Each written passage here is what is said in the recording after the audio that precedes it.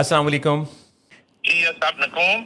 हमारे साथ बहुत ही ख़ास जो शख्सियत हैं इस वक्त डॉक्टर खालिद जमील अख्तर साहब, जो कि न्यूरोमस्कुलर रिहैब कंसल्टेंट हैं, 12 से ज़्यादा किताबों के मुसन्निफ़ हैं, बिग ब्रदर हैं और मेरे समेत हज़ारों लाखों लोगों के यूं मेंटोर हैं कि इन्होंने अपनी ज़िंदगी को एक मिसाल बनाया और लफ्ज़ को वो ताकत बख्शी कि हम सब इन्हें सुनते हैं, इनसे सीखते हैं और लोगों की ख़यालात, एहसासात, जज्बात और ज़िंदगी सब कुछ बदल जाते हैं। तो डॉक्टर खालिद जमील अख्तर साहब, आपको खुश आमदीद कहते हैं।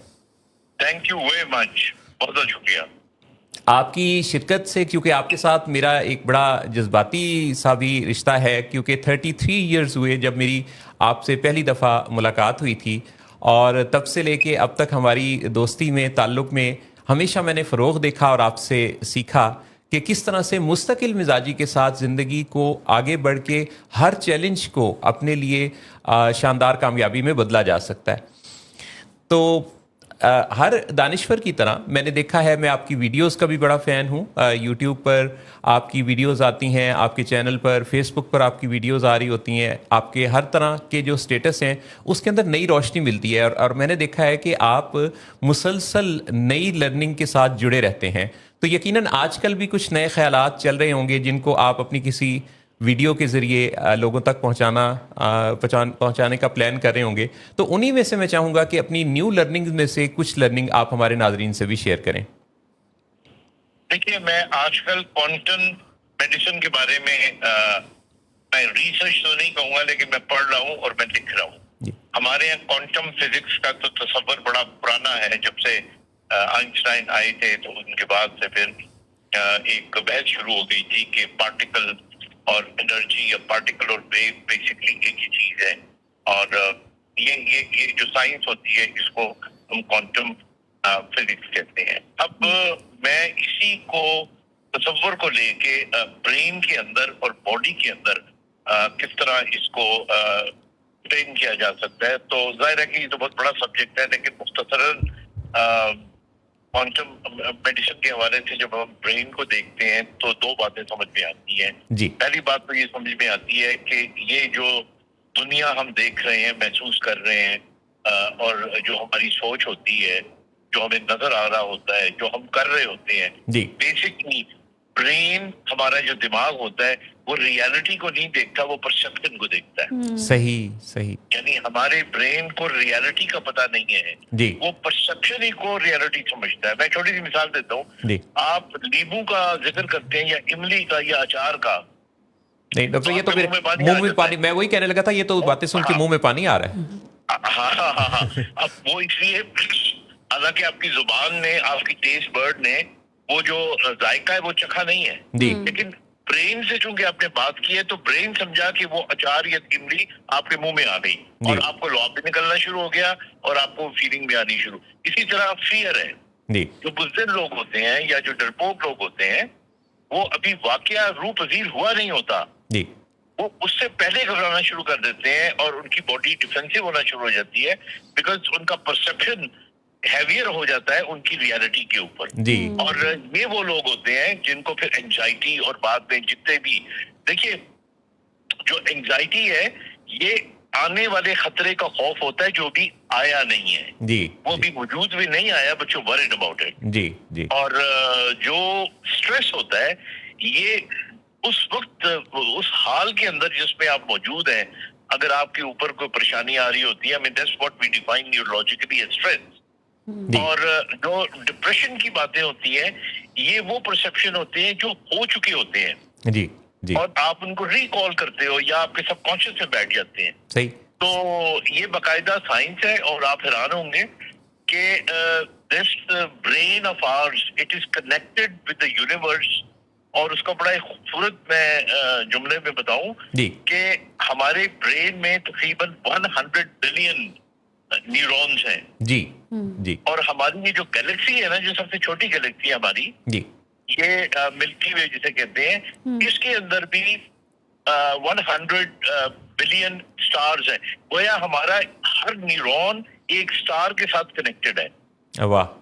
वाह। اور یہ جو لا آف اٹیچمنٹ اور اٹریکشن آپ کہتے ہیں نا سائیکالوجی میں کہ جی آپ نے کچھ سوچا تو وہ چیز یونیورس تک چلی گئی، جی وہ بیسیکلی چلی جاتی ہے، اور وہ پریکٹیکلی کوانٹم میڈیسن کے اندر وہ باقاعدہ چلی جاتی ہے، because there is electrical activity going on in your brain through neurons, اور یہ پھر ابھر کے باہر آتی ہے، اورا کریٹ کرتی ہے اینڈ اٹ گیٹس کنیکٹڈ.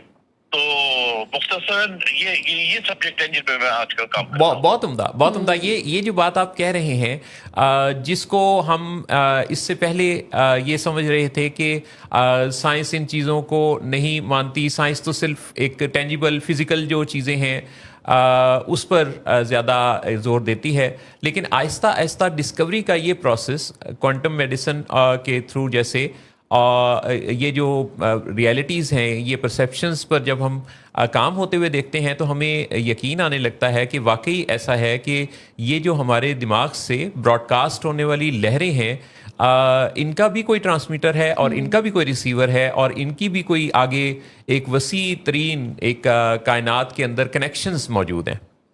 بالکل بالکل. آپ کو میں بتاؤں، دیکھیے یہ جتنی بھی الیکٹریکل ایکٹیویٹی ہوتی ہے برین کے اندر، جی یہ باقاعدہ یہ آپ کے جسم سے باہر نکلتی ہے. جب یہ باہر نکلتی ہے تو یہ اورا کریٹ کرتی ہے. جی جی. اور مزے کی بات یہ ہے کہ جو اسپیڈ آف ہے ہماری عام دنیا کے اندر، جی وہ سب سے جو ہائیسٹ اسپیڈ ہوتی ہے دا اسپیڈ آف لائٹ. جی I mean that's about 3 lakh per second کے حساب سے، کلومیٹر کے حساب سے دیکھیں. جی لیکن جو ہماری یہ الیکٹریکل ایکٹیویٹی فوٹونز کی صورت میں ہمارے برین سے باہر نکلتی ہے، جی. یہ میجربل ہے. آپ نے جو بات کی نا، یہ آج کل حقیقت میں اس کو ناپا جا سکتا ہے، جی. اور یہ میجربل ہے، جی. اور اس کی اسپیڈ اس سے بھی زیادہ ہوتی ہے. جی جی جی. یعنی آپ ویو اینڈ پارٹیکل تھیریپی اگر غور کریں نا تو انٹینگلمنٹ کا ایک کانسیپٹ ہے. جی انٹینگلمنٹ یہ کہتے ہیں کہ ایک ذرہ جو اس وقت کائنات کے اس سرے پہ ہے، جی. وہ اگر کھربوں میل دور ایک اور ذرہ وہاں پہ اسی نوعیت کا ہو، جی تو جو اس میں تبدیلی آئے گی جی. وہ اتنی فاسٹ ہو سکتی ہے کہ وہ بھی پلک جھپکتے تو بہت دور کی بات ہوتی ہے، انسٹنٹلی چینج ہو جائے گا. جی بہت بہت عمدہ، بالکل ایسا ہی ہے. اور جو ہم سوری میں اس کو لنک صرف کر دوں، جی. یہ دیکھیں یہ جو ماں جب کسی بچے کا اللہ نہ کرے کینیڈا میں ایکسیڈنٹ ہوتا ہے نا، جی. اور ماں کے سینے میں جو درد اٹھ جاتا ہے، وہ جو سپیڈ ہوتی ہے نا، that's even faster than the speed of light, اور یہ وہ وائبز ہوتی ہیں. یہ جو ڈاکٹر صاحب یہ جو گٹ فیلنگ ہے، کیا وہ بھی یہی چیز ہے؟ گٹ فیلنگ جو ہے نا، دیکھیے ہماری ایک نرو ہے جس کو ویگس نرو کہتے ہیں. جی جی. یہ جو ویگس نرو ہماری ہوتی ہے، یہ برین کی نرو ہوتی ہے، but it is 30% in the brain, 70% outside the brain, and mainly in the gut. صحیح. اب ہوتا یہ ہے کہ جب آپ کو کسی دکھ کا احساس ہوتا ہے، یا جب کوئی آپ کا پیراسمپیتھیٹک یا سمپیتھیٹک سسٹم فعال ہوتا ہے، تو وہ سب سے ان اے وے پہلے گٹ کو انوالو کرتا ہے. جی جی. اور وہ ہم یہ بھی کہتے ہیں کہ gut is the second brain of the body. جی جی. اور اسی لیے آپ دیکھیے گا دنیا میں جتنے لوگ بھی، آپ تو خیر ایکسپرٹ ہیں ذہنی جو امراض میں لوگ ساتھ قریب ہوتے ہیں، آپ دیکھیے گا میجورٹی جو لوگ ہوتے ہیں انگزائٹی وغیرہ کے، ان کا بھی گٹ خراب ہوتی ہے. جی جی. اور اب ہم یہ کہتے ہیں کہ if you have to treat the brain, treat the gut as well. جی جی. تو بہت گہرا تعلق ہے، بہت گہرا تعلق ہے.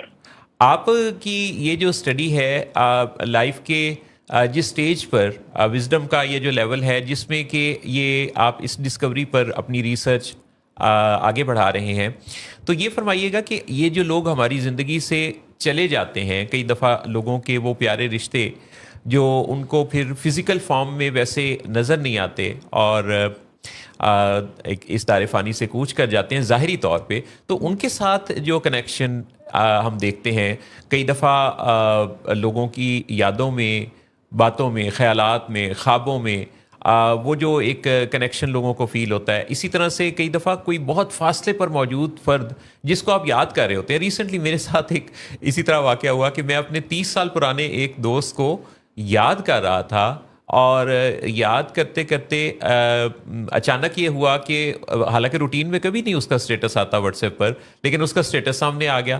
اور پھر یہی نہیں ہوا، اگلے دن یعنی جب اس کے ساتھ بات ہوئی تو میں نے پہلی بات یہ کہ میں حیران ہوں کہ یہ کیسے ہوا کہ 30 سال کے فرق سے ادھر میں اور ادھر وہ ایک دوسرے کو یاد کر رہے تھے. تو یہ جو یاد ہے کسی کا یاد آنا, گویا یہ بھی ایک سگنل ہے. یہ بہت بڑا سگنل ہے.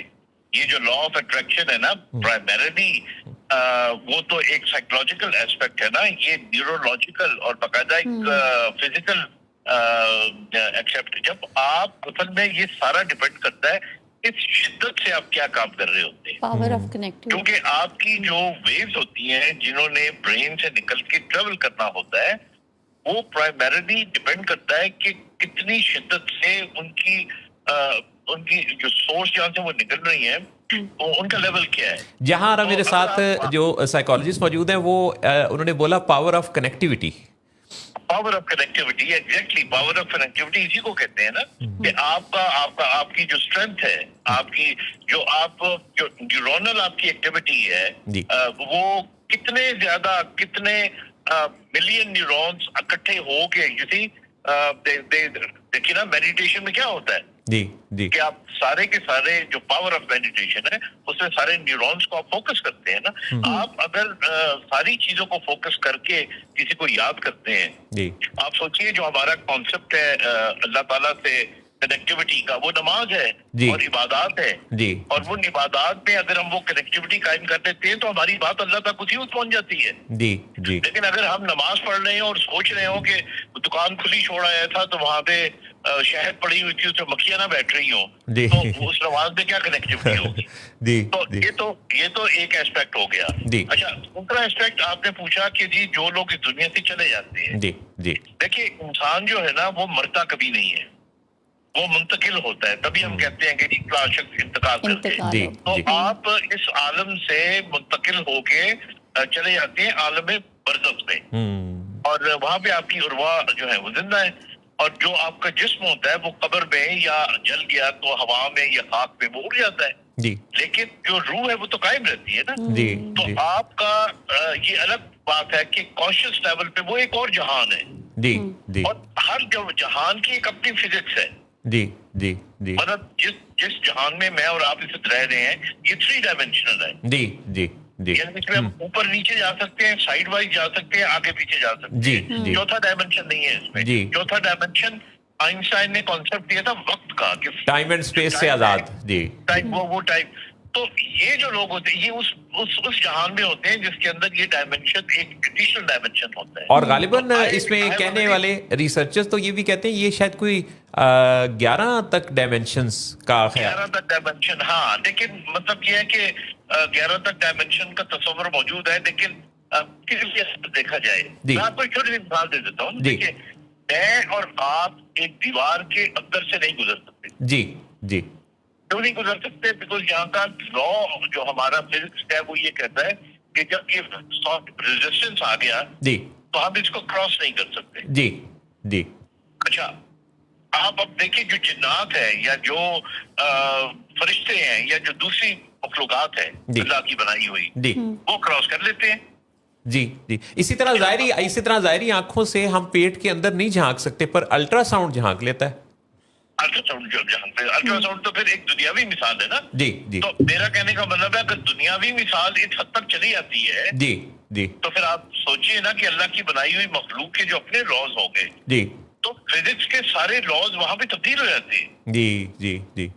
تو یہ تو بڑی ایک انٹرسٹنگ, اسی لیے اگر آپ دیکھیں تو انسان, جب میں کہتا ہوں بلکہ میری یہ کتاب آ رہی ہے, میں یہی پوچھنے والا تھا کہ نئی کتاب کون سی لکھ رہے ہیں اور کیا کس ٹائٹل سے اور کب تک؟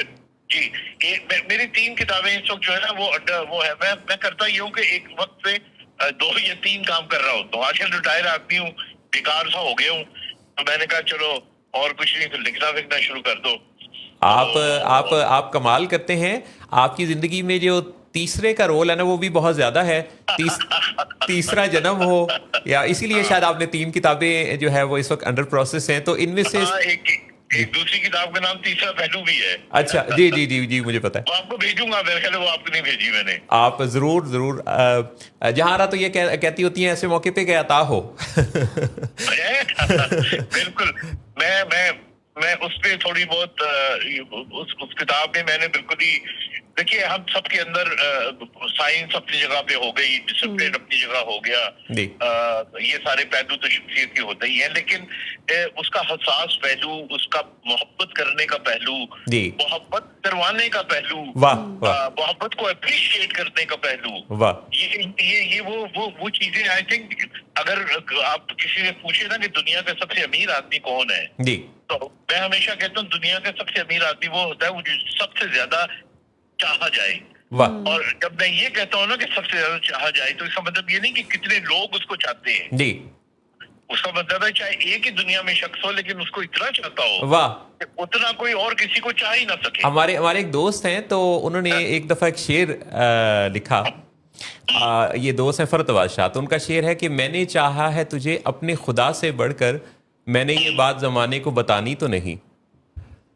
تو وہ جو آپ نے بات کہی تو آپ کو جو ہے وہ محبت کرنا اور محبت کروانا دونوں کے آپ ایسے ماہر ہیں کہ میں نے یہ دیکھا ڈاکٹر خالد جمیل اختر صاحب کے جو بھی آپ سے ملتا ہے وہ اٹھتے ہوئے اس کو یہ فیل ہوتی ہے کہ وہ تو کوئی بہت بڑا انسان ہے, اور اسے آپ جو خود شناسی کے پروسیس سے گزارتے ہیں, اور اس کے اندر کیونکہ میں نے 33 سال کے عرصہ میں مجھے اب بھی یاد ہے کہ جب میں پہلی دفعہ آپ سے ملا تھا تو آپ نے مجھے کہا کہ محسن تمہیں معلوم ہی نہیں ہے کہ تم کتنے باصلاحیت ہو, تمہارے پاس تو وہ طاقتیں ہیں وغیرہ وغیرہ. آپ نے مجھے بہت اس انداز سے انکریج کیا کہ مجھے لگنے لگا کہ وہ سب کچھ جو کہ لوگوں کو بظاہر کچھ چیلنجز کے ساتھ مشکل نظر آتا ہے وہ کچھ بھی نہیں ہے, بڑا آسان ہے.